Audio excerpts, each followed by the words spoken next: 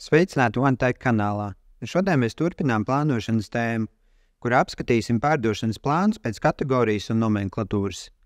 Mēs esam aplūkojuši plānošanas apakšsistēmas galvenās iespējas, taču jāatzīmē, ka plānošanas apakšsistēma nodrošina arī sortimentu plānošanu, jeb apkopotu pārdošanas apjomu plānošanu. Nevienmēr mēs varam uzreiz izveidot pārdošanas plānu ar detalizāciju pēc nomenklatūras posteņa. Bieži gadās, ka sākumā pārdošana tiek plānota apkopotā veidā, ar detalizāciju līdz preču kategorijai.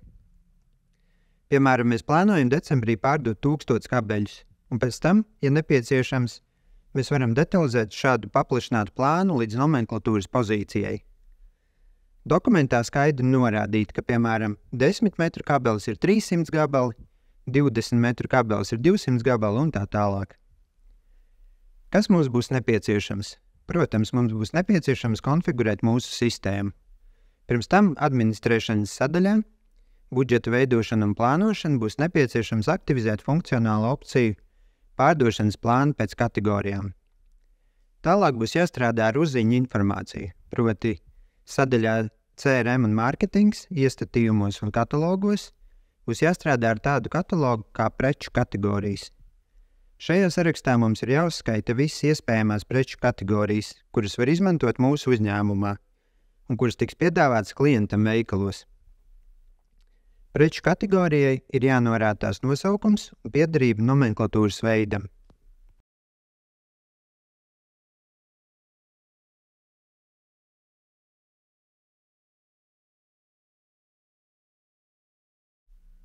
Protams, nepietiek tikai ar preču kategoriju uzskaitījumu.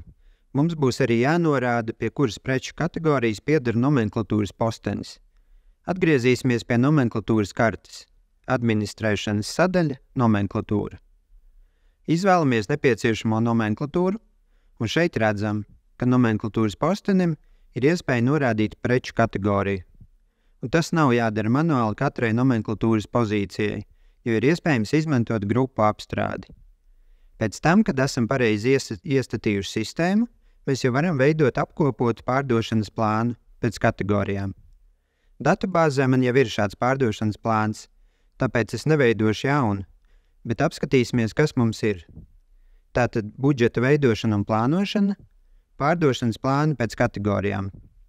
Mums ir pārdošanas plāns 2024. gadam, no septembra līdz novembrim. Scenārijs preču iepirkumi, kurā norādīts, ka mēs plānojam pārdot kabeļus šādā daudzumā. Šeit mēs nenorādām detalizētu nomenklatūru, tikai produktu kategorijas. Un tad, kā jau minējām, vajadzības gadījumā šādu paplašinātu pārdošanas plānu varam detalizēt līdz nomenklatūrai, jeb veidot pārdošanas plānu pēc nomenklatūras. Paskatīsimies, kā to var izdarīt. Dodamies uz pārdošanas plānu pēc nomenklatūras. Tātad dokumentā es esmu norādījis scenāriju preču iepirkumi. Periods man ir norādīts tāds pats kā iepriekš, no septembra līdz novembrim, un pārējiem uz preču tabulas daļu. Šajā gadījumā tabulas daļu esmu aizpildījis ar vienkāršu variantu, izmantojot formulu. Kāda formula man šeit ir? Kā formulu es norādīju, ka izmantošu pārdošanas plānu pēc kategorijām. Man sistēmā ir pārdošanas plāns pēc kategorijām. Tagad es gribu sadalīt līdz nomenklatūrai. Tātad kā avotu, jeb operandu, es izmantoju pārdošanas plānu pēc kategorijām. Formula ir iestatīta. Jums ir jāizpild dokuments un apskatām aizpildīšanas rezultāts. Kāds ir rezultāts? Ja mēs neko citu nekonfigurējam, tad, kā redzat, sistēma šo daudzumu ir sadalījusi vienmērīgi. Tas ir daudzums visās nomenklatūras pozīcijās ir vienāds. Ja mēs esam apmierināti ar šo variantu, mums nav nepieciešams konfigurēt neko citu. Bet, ja jūs neapmierina šis variants, mums sistēmā būs jāiestata sadalas normatīvi.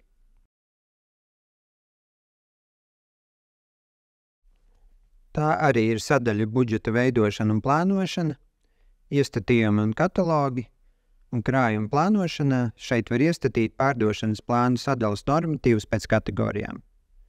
Mani interesē kabeļu kategorija, un apskatām, kas mums ir šajā dokumentā. Dokumentā esmu norādījis datumu.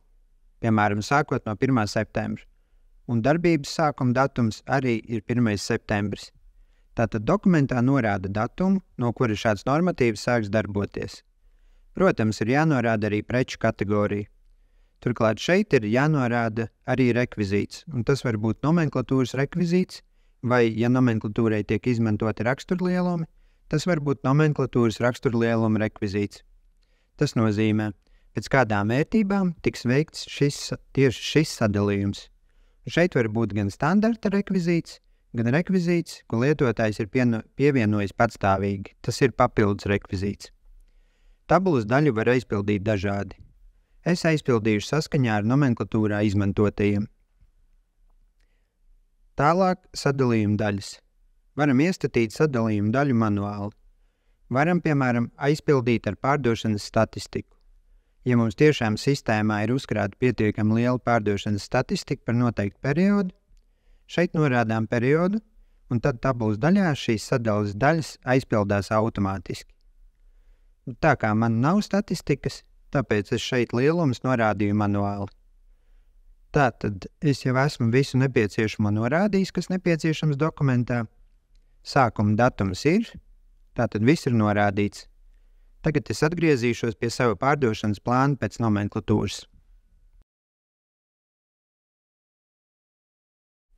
Un atkal izmantošu komandu aizpildīt preces.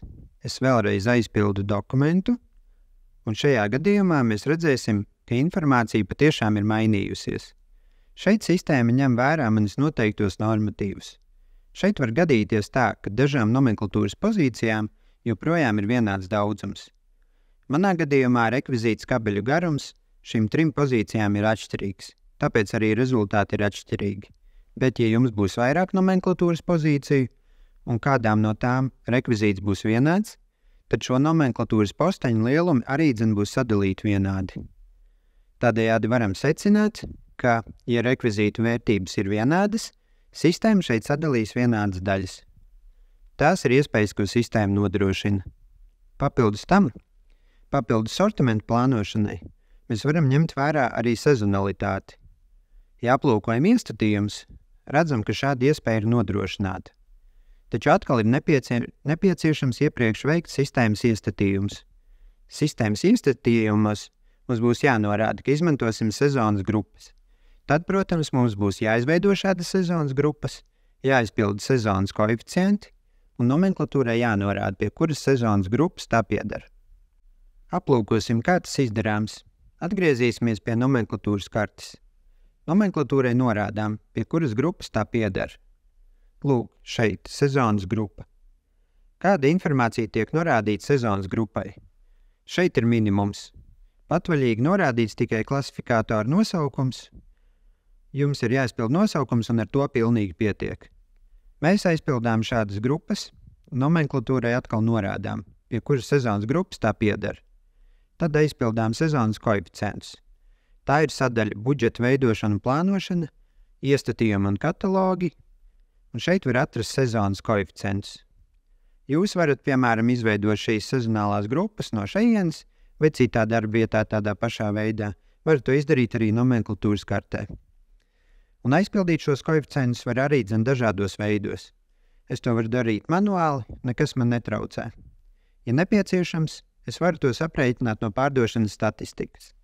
Ja, teiksim, sistēmā ir pārdošanas statistika par vairākiem gadiem, vēlams vismaz par 2 vai 3, tad jā, es varu to aprēķināt no pārdošanas statistikas. Vai nu manuāli, kā jau teicu. Tātad vai nu manuāli, vai no pārdošanas statistikas. Nākamajā cilnē var redzēt, kā tas izskatās grafiski. Kā arī varam mainīt dažādus grafiku veidus. Un tad mēs varam ņemt vērā šos koeficientus plānos. Un nav svarīgi, kā mēs šo plānu aizpildām. Pēc formulas vai, teiksim, izmantojot avotus, ja paplašināto plāna veidu. Gan tur šāda iespēja ir.